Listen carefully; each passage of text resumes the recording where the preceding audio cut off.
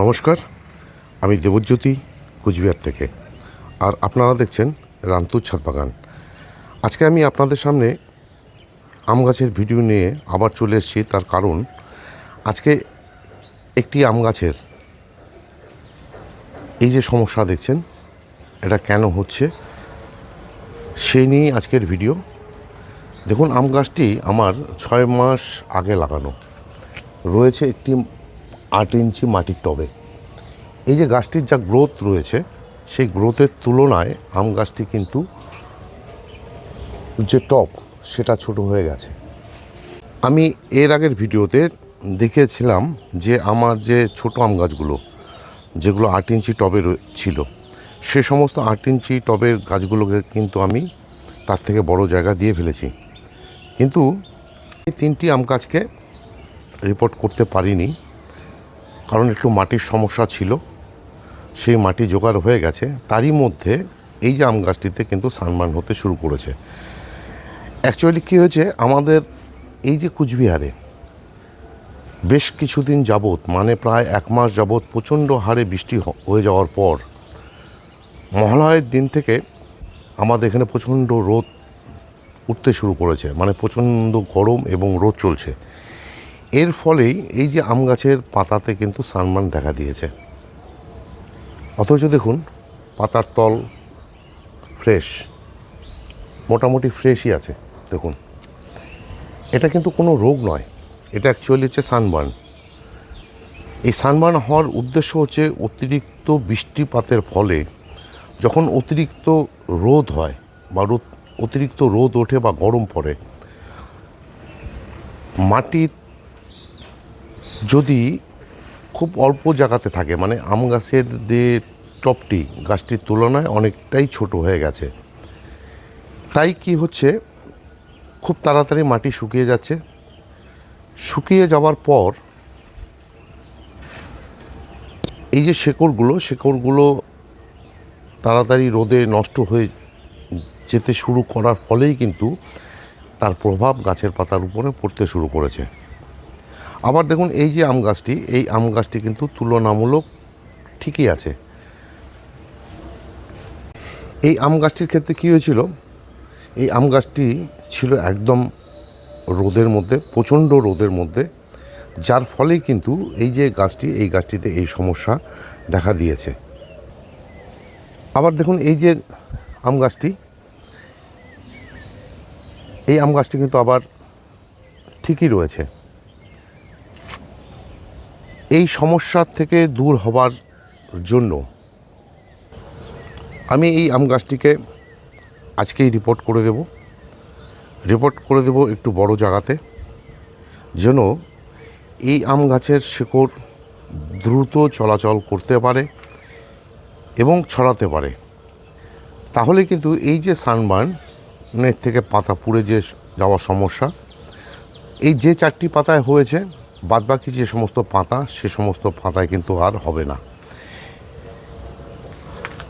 এবং আমি গত পরশুদিন এই সমস্যা কিন্তু আমি দেখতে পাইনি গাছটির ক্ষেত্রে। আমি গত পরশুদিন আমার ছাদ বাগানের সমস্ত আম গাছ সহ ফল গাছ এবং ফুল গাছে আমি কিন্তু একটি মাইক্রোনিউট্রিয়েন্ট মোভোমিন দিয়ে রেখেছি। কেন দিয়েছি, যেহেতু এই সময় গাছের পাতা হলুদ হতে শুরু করে বেশিরভাগ ক্ষেত্রে, যেটা না দেখা যায় জবা গাছের ক্ষেত্রে, লেবু গাছের ক্ষেত্রে, এছাড়া আম গাছের ক্ষেত্রে। তাই মোভোমিন দিতে হয়েছে এই কারণেই, কারণ মোভোমিনের আয়রনের পরিমাণ অনেকটাই বেশি থাকে। সেই মোভোমিন দিয়ে দেওয়া হয়েছে আম গাছটির মধ্যে। আম গাছটিতে এখনও পর্যন্ত মিক্স খাবার দেইনি, কারণ যেহেতু আমি গাছগুলোকে, যে 3টি গাছ আপনাদেরকে দেখালাম, সেই 3টি গাছ রিপোর্ট করব, তার জন্যই কিন্তু আমি গাছগুলোতে মিক্স খাবার দেইনি।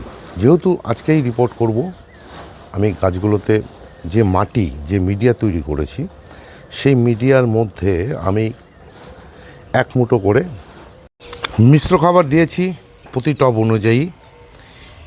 এই যে পাতার সমস্যা সেটা এই সময় বেশি হয়ে থাকে এবং এটা হয় আয়রন, ম্যাগনেসিয়াম, পটাশিয়াম, ক্যালসিয়াম সহ বিভিন্ন পুষ্টিমূলের অভাবে। আবার অনেক সময় ফাঙ্গাসের কারণেও কিন্তু এসব হতে পারে, যাকে আমরা ক্যাঙ্কার বলে থাকি। যার জন্য আমি ম্যাগনেসিয়াম, মোহমিন, আয়রন যেহেতু একটু বেশি থাকে এবং পটাশিয়াম আমি কিন্তু গাছগুলোতে দিয়ে দিয়েছিলাম এবং সঙ্গে দিয়েছিলাম ক্যালসিয়ামের সোর্স হিসেবে জিপসাম। তারপরেও ঠিক এই সমস্যা থাকবে না, সমস্যা মিটে যাবে। আর এই যে পাতাগুলো দেখছেন, এই পাতাগুলো কিন্তু আর ঠিক হবে না, এই পাতাগুলো কেটে ফেলে দিতে হবে। আমি মনে করি গাছকে ফ্রেশ রাখতে গেলে, গাছকে সুন্দর রাখতে গেলে পাতাগুলো কেটে দেওয়াটাই ঠিক হবে।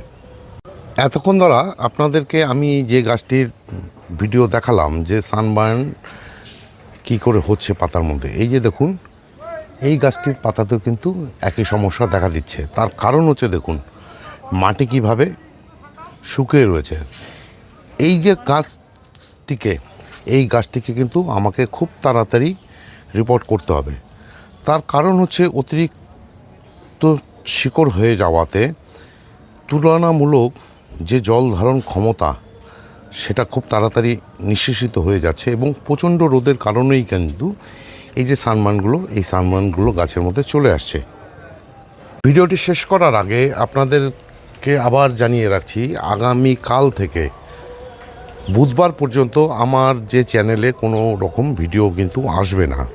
কারণ পুজোর এই কয়দিন সবাই আনন্দে আমরা সামিল হব, তাই পুজোর কটা দিন আর এই যে গাছগাছালির উপর পরিচর্যা বলুন, বিভিন্ন সমস্যা বলুন, সেটার ভিডিও কিন্তু আমি দিচ্ছি না। সবাইকে শারদীয়ার শুভেচ্ছা এবং অভিনন্দন জানিয়ে আজকের ভিডিওটি এখানেই শেষ করলাম। ভিডিওটি যদি ভালো লেগে থাকে তাহলে একটি লাইক দেবেন, কমেন্ট করবেন এবং আমার চ্যানেলটি যদি সাবস্ক্রাইব করা না থাকে তাহলে অবশ্যই চ্যানেলটি সাবস্ক্রাইব করে নেবেন। কেননা প্রতিদিন দুপুর 2টোয় আমার চ্যানেলে কোনো না কোনো ভিডিও চলেই আসে। সেই সমস্ত ভিডিও দেখতে হলে বা পেতে চাইলে আমার চ্যানেলটিকে সাবস্ক্রাইব করে নিতে হবে। সবাইকে অশেষ ধন্যবাদ এবং শুভেচ্ছা জানিয়ে আজকের এই ভিডিও শেষ করছি। সবাই ভালো থাকবেন, সুস্থ থাকবেন, সবুজের সাথে থাকবেন। ধন্যবাদ।